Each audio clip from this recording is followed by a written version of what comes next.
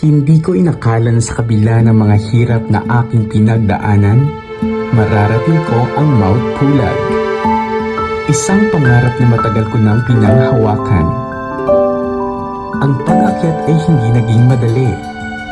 Ito ay puno ng pagod, hamon, at mga pagsubok na humubog sa aking paglalakbay patungo sa inaasam na summit.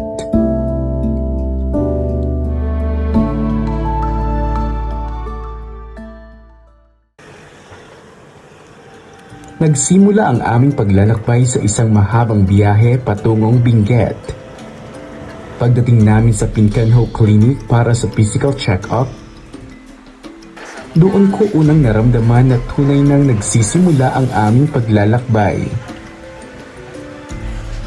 Mula roon, nagtungo kami sa Department of Environment and Natural Resources Center para sa orientation ng pag-akyat sa Mount Pulag. Habang naghihintay, bumaba muna kami upang maglibot. Tumingin ng mga souvenir at mga kagamitan na gagamitin sa pag-akyat. Sa mga inukit na kahoy, kitang-kita ang mga tradisyon ng lugar. Kahit dito pa lamang, masisilayan mo na ang mga magagandang tanawin ng kabundukan. Tunay na hindi matatawaran ang likas na ganda ng Kabayan Benguet. Sumailalim kami sa orientation bago ang pag-akyat. Habang nakikinig, hindi maiwasang pumasok sa aking isip kung gaano kahirap akyatin ang Mount Pulag. Ang Bangig Trail ang aming napili. Isa sa pinakamadali at mas mabilis na daan patungong summit.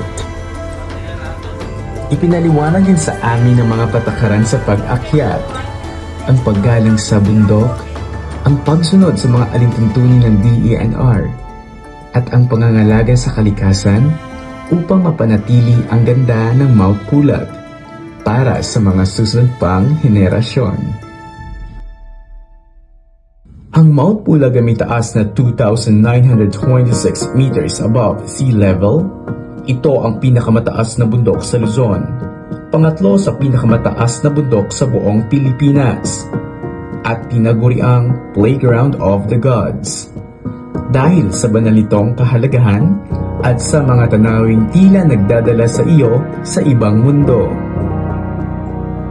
Hindi ko lubos maisip na makakarating ako sa isang lugar na para bang nasa ibang dimension ng mundo.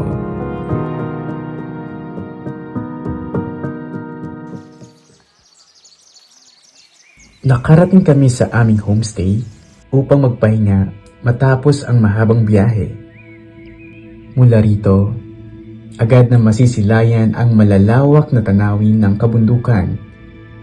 Mga tanawing tahimik, ngunit nakapipigil hininga. Sa ganitong mga tanawin pa lamang, maiisip mo na kung gaano pa kaganda ang makikita kapag narating na ang tuktok ng Mount Pulag.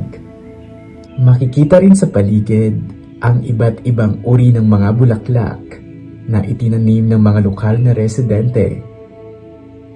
Ito ay nagbibigay kulay at buhay sa natanging lugar. Sa aming pamamalagi rito, unti-unting napapawi ang aming pagod mula sa haba ng biyahe at naghahanda ang katawan at isipan para sa pag-akyat sa Mount Pulag. Alas 12 ng umaga nang kami ay bumangon upang maghanda sa pag-akyat. Nag-almusal kami ng simpleng pagkain bilang paghahanda sa mahabang lakaran. Pagkatapos nito, nagtungo kami sa Ranger Station, ang jump-off point ng pag-akyat sa Mount Pulag.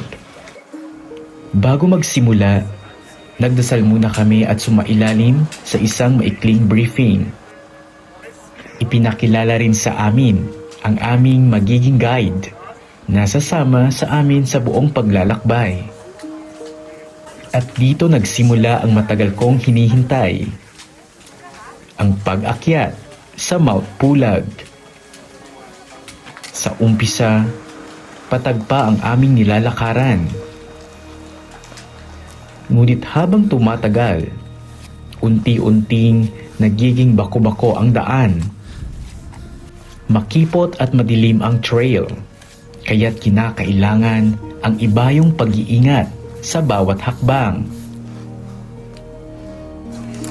Hanggang sa marating namin ang Camp 1. Hindi nagtagal, nagpatuloy agad kami sa pag-akyat patungong Camp 2. Dito namin hinarap ang mas matinding ahon. Dahil sa hirap ng trail at dami ng umaakyat, nagkakaroon ng traffic sa ilang bahagi ng daan. Makikita rin sa mga halaman ang epekto ng matinding lamig habang papalapit sa mas mataas na bahagi ng bundok. Ramdam ang pagod sa bawat hakbang, ngunit nagpapatuloy pa rin ang pag-akyat. Nang makita namin ang palatandaan na malapit na ang Camp 2, doon namin nalaman na nalampasan na namin ang isa pang hamon. Sa Camp 2, sandali kami nagpahinga at kumain ng aming trail food. Dahil sa dami ng tao, naging mahirap ding humanap ng mauupuan. Pagkatapos ng maikling paghinga, nagpatuloy kami patungo sa grassland. Mas ramdam na malapit na kami sa Peak 3. Mas patag ang daan. May mga batong nagsisilbing gabay sa trail. Mahaba ang lakarin patungo sa Peak 3. Ngunit habang kami ay umaakyat, unti-unting sumisilip ang liwanag ng umaga. Isa itong palatandaan ng magandang panahon. Isang clearing sa Mount Pulag. Nang marating namin ang Peak 3, unti-unti nang sumisilip ang iconic Sea of Clouds ng Mount Pulag. Isang tanawin na hindi madaling ilarawan. Dito, napapawi ang pagod at sakripisyo ng pag-akyat.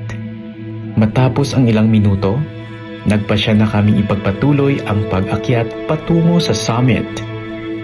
Bago makarating sa tuktok, kailangan lampasan ang matarik na bahagi ng Peak 2. Ibang klase ang trail dito.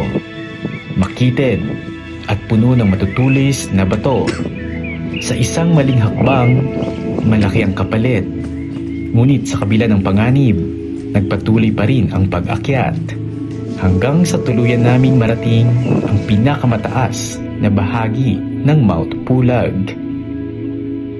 Isang tagumpay na hindi ko inakalang kakayanin ko. Sa aming paglalakbay, nakilala namin ang magkasintahan na kapwa umaakyat din sa bundok. Isa sa namin to parang goal namin to before mag-end yung year. So yun, tsaka gusto ko siya ma-experience na din yung enjoy talaga, sobra, pero siyempre nandun pa rin yung hirap as a beginner din. Pero recommended din siya sa mga kagaya nating beginner. So yun, punta na kayo dito. Nakilala rin namin si Marlando, isang Indonesian climber na may sariling kwento sa pag-akyat ng Mount Pulag. Usually I hike in Indonesia, but I mean in my Google Maps there are many mountains that I start. One of it is Mount Pulag, and like in Philippines, I don't know, like I saw Mount Apo and Mount Pulag in the Google Maps, but I just think this is the most beautiful the way I see it in Google Maps. So I've just put it on my bucket list. Starting 2 years ago, actually, I put it on my bucket list 2 years ago or last year. Yeah, I really agree with the saying that the playground of the gods. Yeah, yeah, because like if I were a god, I would choose this to become my playground. I mean, it's stunning, it's beautiful, it's pretty. Yes. I mean, they all say about this sea of clouds, right? Yeah, it lives up its name, and I'm lucky enough to have experience that good weather like this. So yes, it's amazing. Yes. Sa lahat ng aking nakita, masasabi kong ang Mount Pulag ay tunay na isang playground of the gods. Para sa akin, ang Mount Pulag ay parang isang obra maestra. Hindi nahahawakan, hindi nabibili, ngunit malinaw na nakikita at nararamdaman. Isa itong karanasang naging bahagi ng aking buhay. Isang kwentong mananatili sa aking alaala. Hanggang sa susunod nating paglalakbay. Muli, ako si Jay Pacheco.